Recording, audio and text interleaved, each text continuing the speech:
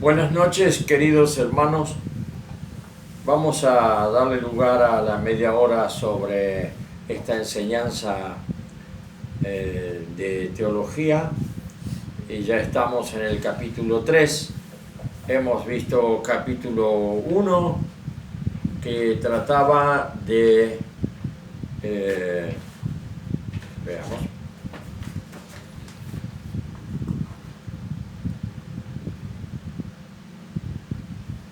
Propósito de la teología, el ser de Dios. Después tenemos, todavía estamos en esta introducción. Y capítulo 2 fue, capítulo 1 es el ser de Dios, como dije. Capítulo 2, y lo hago como para poder tener memoria de lo que estamos viendo. Capítulo 2, el conocimiento de Dios. Y capítulo 3, relación entre el ser y los atributos de Dios. Aquí entonces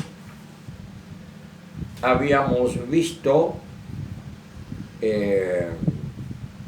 la letra A, empezamos la letra A, luego tenemos la letra B y luego la letra C.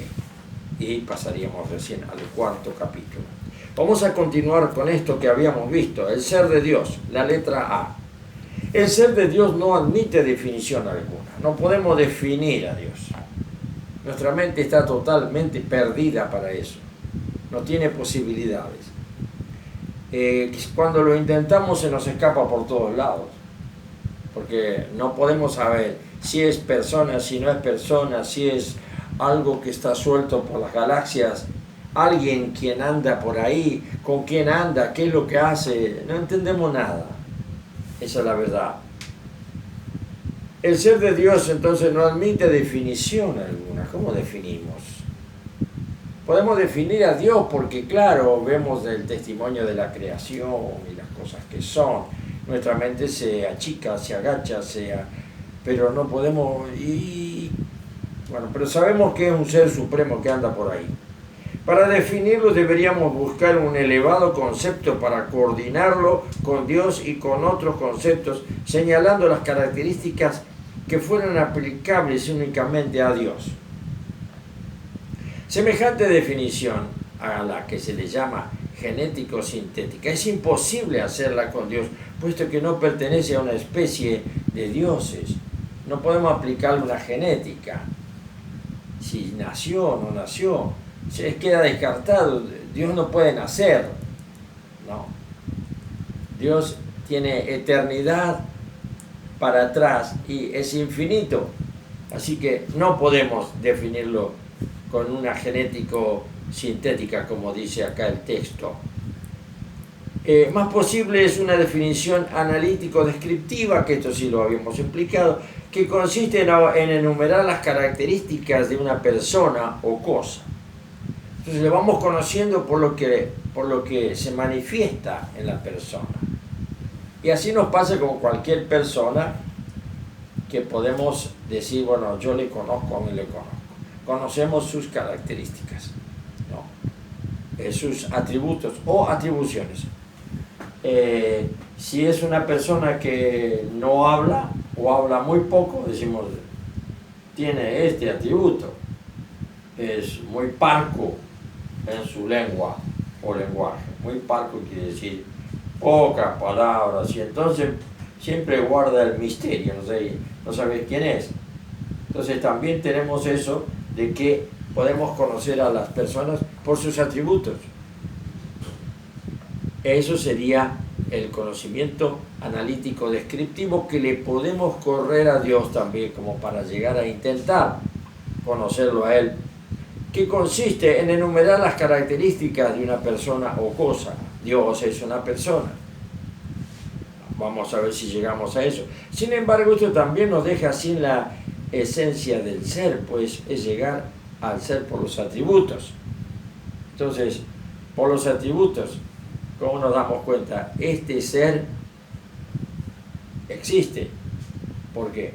Porque lo analizamos, y este sería el esquema analítico de analizarlo, y veamos un ser humano, empezamos a escucharle y él habla, no es un gorila de la selva, habla, tiene idioma. Aun si no hablara, hace señas y se expresa.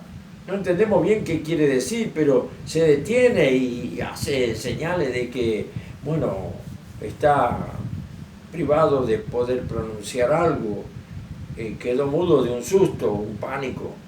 El mono no hace eso, ningún ser animal tiene esa gesticulación para darse a entender, ¿no? Lo que siempre el mono hace, por eso decimos que el mono no puede ser una persona, porque la persona tiene sus características, tiene sus atributos. Se nota que se ríe, o sea, el mono también se ríe, sí, pero fíjese que no, se ríe, pero no es porque entiende algo, es por instinto. Entonces, la persona se inserta en lo que es grupal y manifiesta entender el lenguaje de un grupo. Por lo tanto, es un ser humano y es un ser. El mono también es un ser, pero conocemos el nivel del ser humano por los atributos que manifiesta. Manifiesta entendimiento, manifiesta conocimiento, manifiesta razonamiento, manifiesta otros atributos. O sea, se le puede atribuir al hablar esa persona que entiende lo que estamos hablando entre todos como grupo. Entonces se le atribuye el ser perteneciente a la raza humana. Estamos hablando acá como intercambiando conceptos que nosotros manejamos. Ahora, cuando nos arrimamos a Dios, también vamos a encontrarnos que Dios es un ser distinto, imposible de conocer su ser. ¿A qué raza pertenece? A ninguna.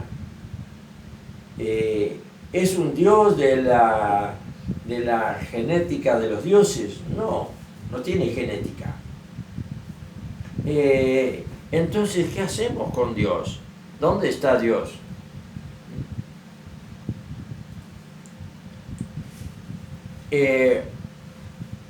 Segundo, definición bíblica, y esto ya es para nosotros los cristianos.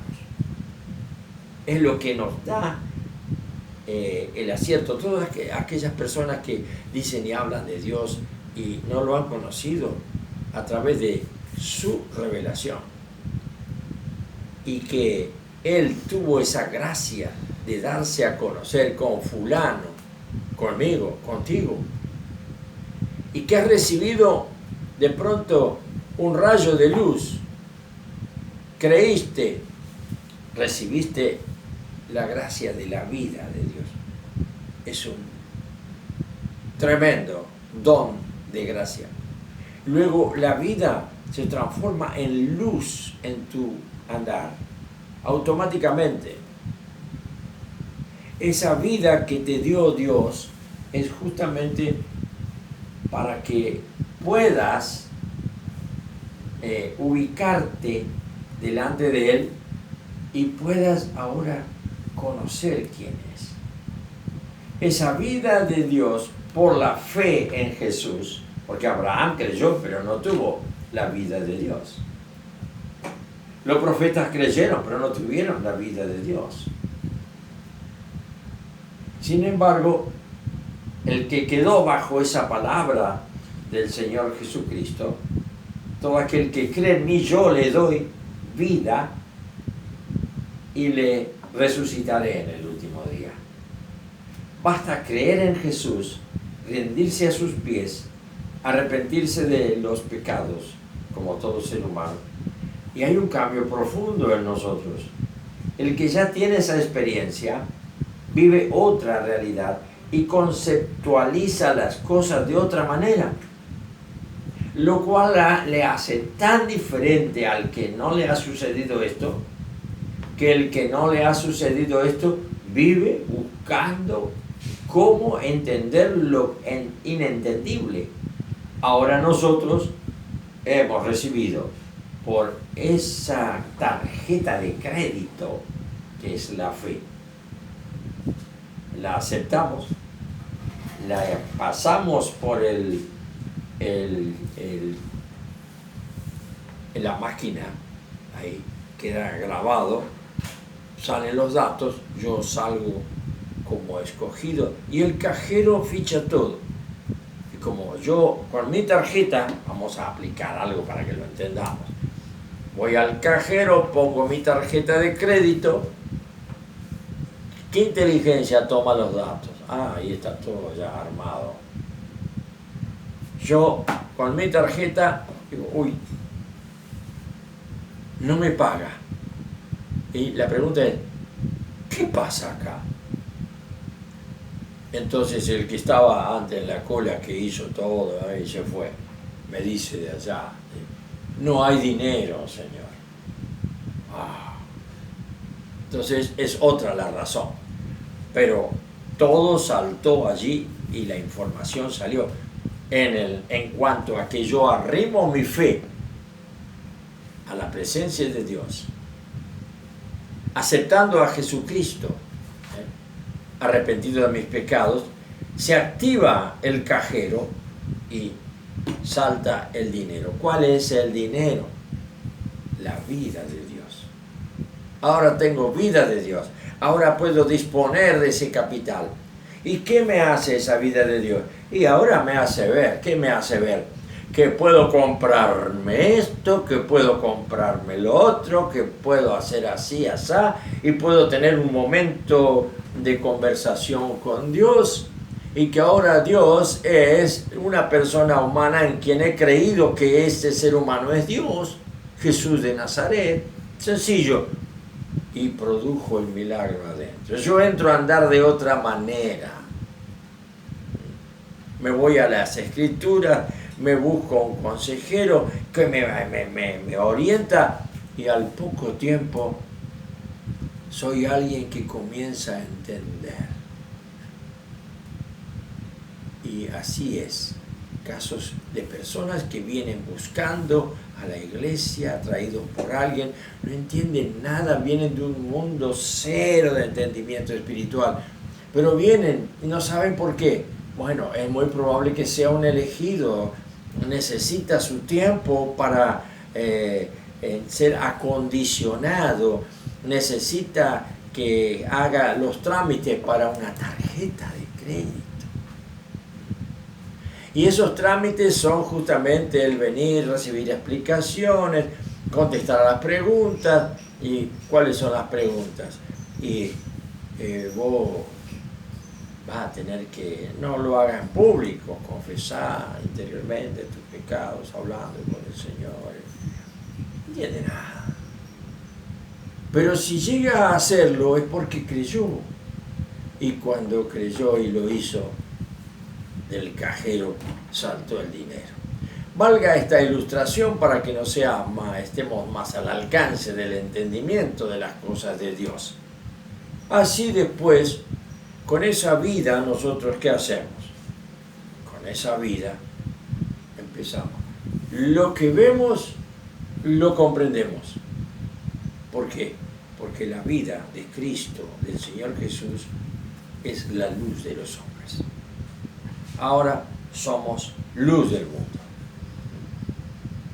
Yo me recuerdo en otro tiempo, hace ya muchísimos años, me tocó ir a visitar a una persona que me invitó en Corrientes, en Alvear, Corrientes, me invitaron a una estancia y allí había un matrimonio o una pareja y el varón de la pareja era psiquiatra y la señora había sido una paciente hacía algunos años y bueno, no sé qué pasó con el psiquiatra que se fue del otro lado y dijo, yo a esta la sano porque tiene 5.000 hectáreas en su estancia. Eso es una picardía mía, pero pensé que iba a ser. Ahora bien, ¿Qué pasó allí? Una mañana soleada, muy lindo día. Me hice 3 leguas a caballo hasta llegar a la estancia. Y allí todo bárbaro, en el patio de la estancia. Y me empezó a escuchar el psiquiatra. Yo, pastor, empezó a escuchar.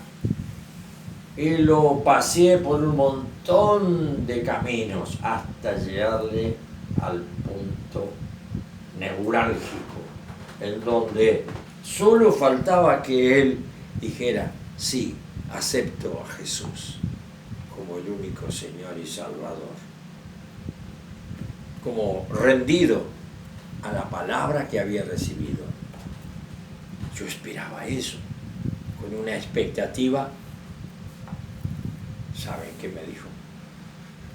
Espérese cualquier cosa para su vida de predicación o de pastor o de creyente que lleva el mensaje de Jesús porque es algo real en su vida. Me dijo, me miró así el psiquiatra. Me dijo, ¿cómo lo admiro, Señor? Me encanta escuchar a los iluminados mesiánicos. ¿Qué hacer con un caso así? Nada, no le entra. Pero le gusta oír. Tiene comezón de oír de Dios. Y entonces él está reparando en el grado de mi personalidad. Yo soy un conductor mesiánico que ando buscando con mi manera de ser y de andar y de hablar. Busco adeptos para llevarlos a otra dimensión de sí mismos y que puedan pensar con el esquema que yo presento, que por ahí tienen una salida para la vida en la tierra. Nada más. Te la cuento porque no la puedo olvidar nunca, a esa circunstancia, ni aquella mañana tan frustrante para mí. Me acuerdo que llegaba al mediodía, me invitaron a quedarme a almorzar y yo dije, no.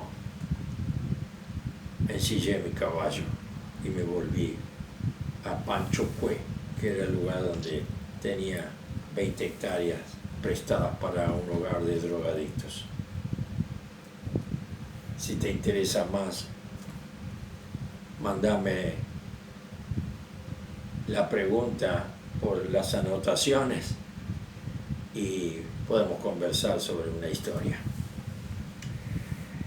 Sigamos con esto, no salimos del tema, no nos alejamos del tema.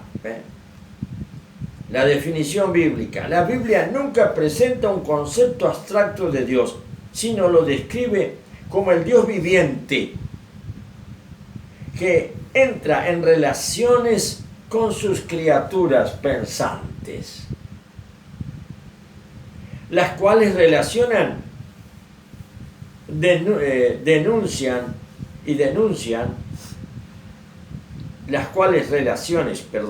denuncian los atributos de Dios. Ahí está. Dios es el que se manifiesta, me anda buscando, me encuentra y de alguna manera Él abre la puerta de mi tranquera blindada, mi mente obcecada.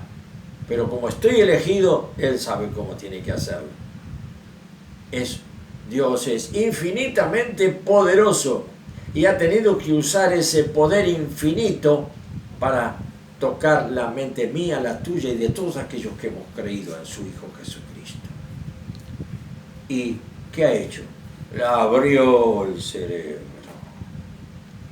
e implantó la vida de Dios, o su vida, su espíritu vivo, que es el Espíritu de Dios, y luego comienza a dirigir esa mente para la identificación con la mente de su Hijo unigénito, llamado Jesús. Y ahí está nuestra vida en la tierra, un crecimiento en donde vamos siendo asimilados, contagiados, transformados a su semejanza. Esa es nuestra esperanza. Cada día, cuando tengas un problema, cuando tengas tristeza, cuando estés mal, cuando te sientas no sé cómo, cuando te sientas que ya todo se termina, que tu fe se enfrió, hay algo que todavía tienes que agarrarte y aferrarte. Tienes una tabla de salvación. ¿Y cuál es? Es que ya experimentaste que cuando comenzó había un proyecto de Dios en tu vida. Y ese proyecto es transformación. Déjate hacer. Anda, arrodillate si te sientes así. Arrodillate en un rincón. Habla con Él. Él es tu Padre. Y te va a indicar el paso a la vuelta. Vuelve a mí, te va a decir el Señor. Porque sin mí nada podrás hacer. Qué bueno eso.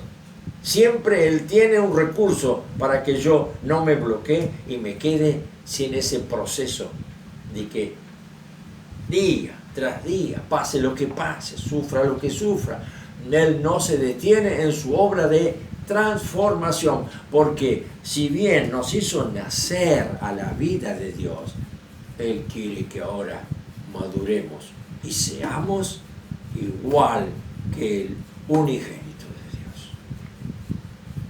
Qué bueno, ¿eh? Así que nunca te desanimes, porque el propósito de Dios no lo entendiste todavía, pero déjate hacer, porque Él, la obra que Él comienza, Él la comenzó para terminarla. ¿Por qué? Porque yo soy fiel, no. Porque vos sos fiel, no. Porque Él es fiel. Muy lindo esto. Entonces, la esencia de Dios la vemos en el concepto que Él mismo se adjudica. Yo soy el que soy, es decir, existe por sí mismo. Lo que no se puede decir de ninguna otra cosa creada. Y cuando pensamos con el límite. ¿De dónde vengo? ¿A dónde voy? ¿A dónde estoy? ¿Por qué hago esto? ¿Qué me lleva? ¿Qué me motiva? Yo no tengo memoria hacia atrás que me pueda acordar en forma infinita. No, si yo lo que recuerdo, lo que más recuerdo, y eso a cualquier persona le pasa. Recuerda a su papá cuando llega a cierta edad, pasando los 50, es muy probable que la mayoría, un alto porcentaje de los seres humanos ya perdieron o padre o madre. Entonces, ¿qué te puedes acordar? De tu padre y de tu madre. También de tus abuelos, porque ya no están tampoco quizá. ¿Y qué más?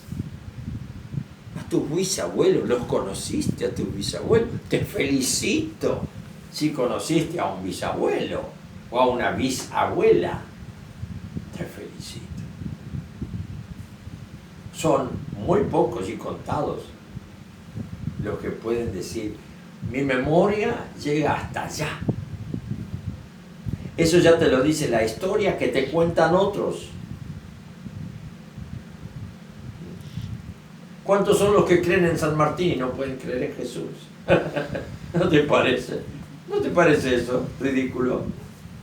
¿Cuántos tienen a los próceres en las plazas con el busto y contrabusto todo ahí puesto? Pero no pueden creer en Jesús, pero creen en el Belgrano ese. ¿Se dan cuenta? ¡Qué miseria que tenemos! ¿En dónde está esta declaración de ese Dios? Y es en la Biblia. Pero si lo leemos antes de nuestra conversión no nos dice nada. Pero cuando creemos en Jesús, ahora esa vida de Dios que está en nosotros se hace luz. Y yo puedo leer allá en el Antiguo Testamento, por ejemplo, el caso de Moisés. Y yo me voy a Egipto a sacar al pueblo de Israel de la esclavitud. Está bien, pero ¿qué le digo al faraón? ¿En nombre de quién voy yo a ver al faraón para que me acepte y no llegue allá y me meten preso en el calabozo? Entonces le fue dicho, Dios mismo le dice, anda en el nombre de yo soy el que soy.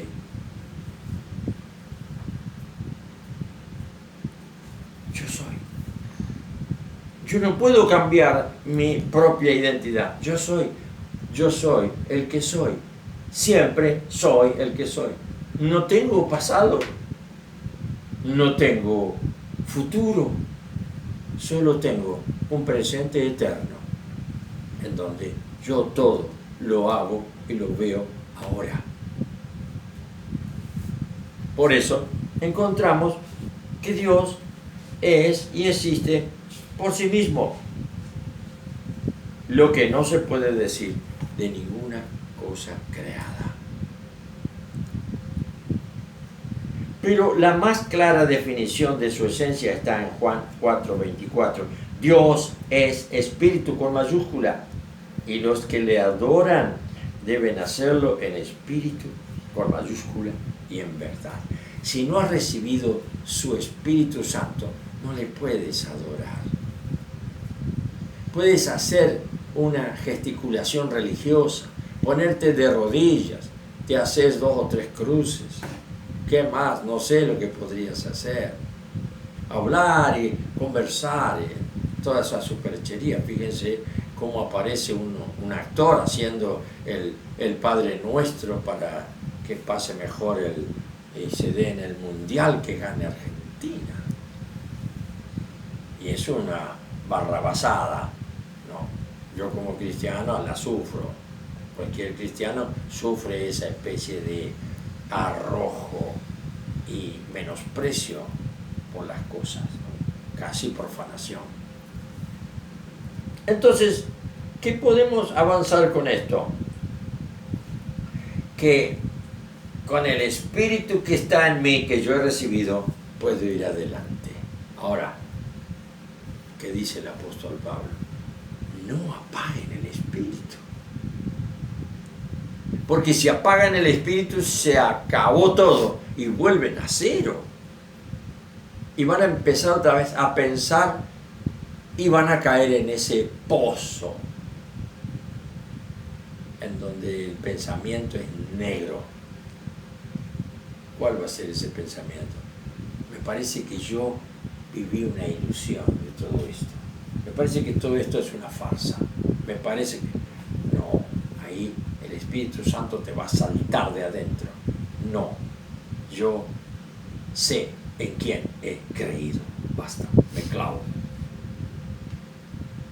¿Por qué? Porque yo mantengo, y somos responsables, yo mantengo el Espíritu Santo que el Señor me dio en un vaso de barro, pero que su proyecto y su propósito conmigo, Él se encarga. Así que, Señor, ayúdame, y aparece. Señor, ayúdame, vuelve otra vez a vibrar adentro algo, porque Él nunca deja de lado a sus hijos. ¿Cómo los mantiene? Avivándolos, disciplinándolos, a veces azotándolos, para que se mantengan de pie y en fidelidad. Bien, hemos llegado entonces a la definición bíblica. Para el gobierno de la mente debemos entender que estos atributos de Dios, todos ellos existen en el mismo ser y forman el ser, sin exaltar a uno por encima del otro. Solo a nuestra mente le corresponde clarificarlos y entenderlos por turno. Por lo tanto, podemos llegar a decir que llegamos a conocer